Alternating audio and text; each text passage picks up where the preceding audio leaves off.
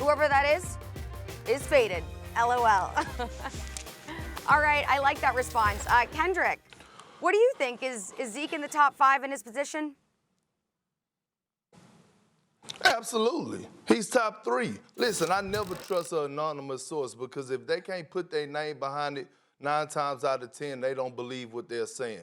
So at the end of the day, when you look at the body of work that Zeke has put in over his NFL career, it's been phenomenal. Even last year, when you could say he was off a little bit, he still had over 1,300 yards. He still had 12 TDs, was tied with 5th in the NFL. And also, he's everything that you want in a running back. He's a 1 through 4 down running back. He could pass, he could catch in the flats. He run with brute strength. He got speed. Everything about Zeke is phenomenal. And then on top of that, guess what? If you're a defensive coordinator, your game plan is around Ezekiel Elliott. Guess what? They're putting 7 and 8 in the box at all times to stop him. This is the reason that Zach was able to throw for over 4,000 yards last year, because all the attention goes on Zeke, and it opens up for everybody else. That man is a problem. He's top 5, no doubt, top 3 in my eyes. So I don't know what anybody else could be thinking, saying that he's not even in the top 10. That's just me. Well, look, first of all, I don't think he's top 3. I think he's top 5, but I think you could debate that. If we're talking body of work, you can't. You're right. If you're talking about where he should be in his career right now, what he's already done, the kind of reliable return on investment you get from Ezekiel Elliott, he gives people the right feeling of a running back. Players respect him differently than they respect a lot of players. So do coaches that you talk to, because he can run between the tackles. You mentioned it all, Perk. He really can do everything, every down. And he's been so consistently excellent. But I really think that the anonymous source here was taking a snapshot of where he believes Zeke is right now when last seen on the field. And then I think you really could argue. Look, I think, and you could say this about Saquon too. Saquon's numbers were down last year, and it might be because he's nicked up. It might be because he's not running behind a great line, et cetera, et cetera. Zeke has a very good line, even still a very good line.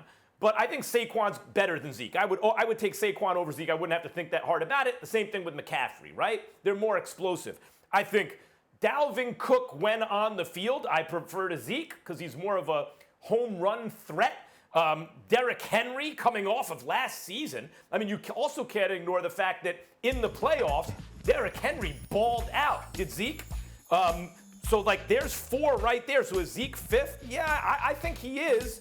But I think if you just look at when last seen on the field, Nick Chubb, Josh Jacobs, Chris Carson, and then you have guys coming in like DeAndre Swift and Jonathan Taylor. It remains to be seen. My point is that name brands in football can convince people that, of course this guy should be ranked there. But when you actually watch them and you consider everyone who plays the position, especially that position, the wear and tear, I get what this person is saying. He's saying snapshot right now. Now, I don't agree, not top 10. I would still have him top 5, but barely. I'd have him 5th. All right, Domonique Foxworth, so you're you with got us as top well. 5, what do you think, right, Dom? Max? Oh, yeah, I absolutely think he said that. right outside the top.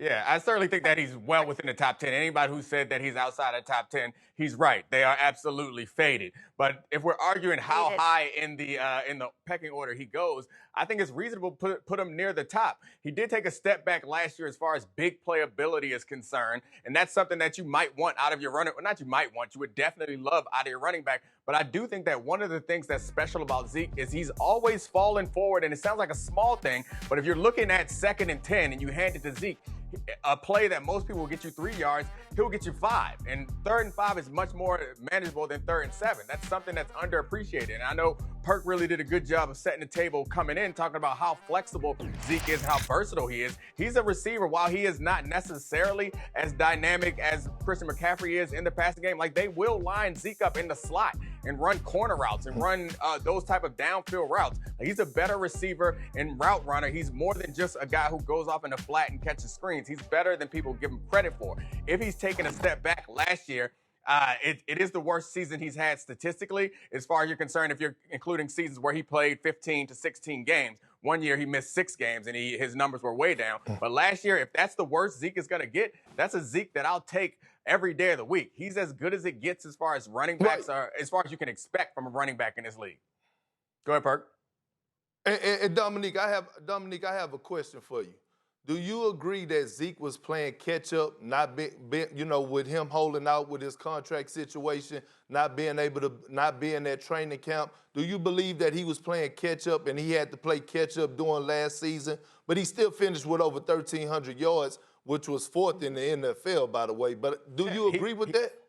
He absolutely was at a disadvantage because he didn't have the full training camp because the Cowboys was messing around with his money. But I still think that one thing that's changed, and to Max's name brand point, one thing that's changed for Zeke that people haven't necessarily taken into account until now is that Zeke is not the focal point of that offense anymore. And Derrick Henry is obviously the focal point of that offense. Everything is built around Derrick Henry. That's no longer the case in Dallas. So I understand you taking a shot at Zeke by saying that there was a point when he was the guy. But that's not like that anymore. This is a pass-first team now. I understand that people may not like that, but Dak is the guy there now. And that transition happened similar to what happened in Seattle, where they moved from a defensive team to a Russell Wilson-focused team. That's the one knock against him is all those other guys in the top 5, they are the centerpiece. That offense is not the same without McCaffrey or Henry and those type of guys. Yeah, Zeke is more well-rounded, say, than Derrick Henry. But Derrick Henry actually is the guy who they stack the box and he still gets his even with the money on the line, maybe even especially with the money on the line. He was on one hell of a kind of historical run last year late in the season and in the playoffs. And I know Zeke, it's a good point, Domonique, he's much more well-rounded than given credit for because you see these explosive runners and pass catchers like McCaffrey and Saquon, right? And that's who he's being compared to. Thanks for watching ESPN on YouTube. For live streaming, sports, and premium content, subscribe to ESPN+.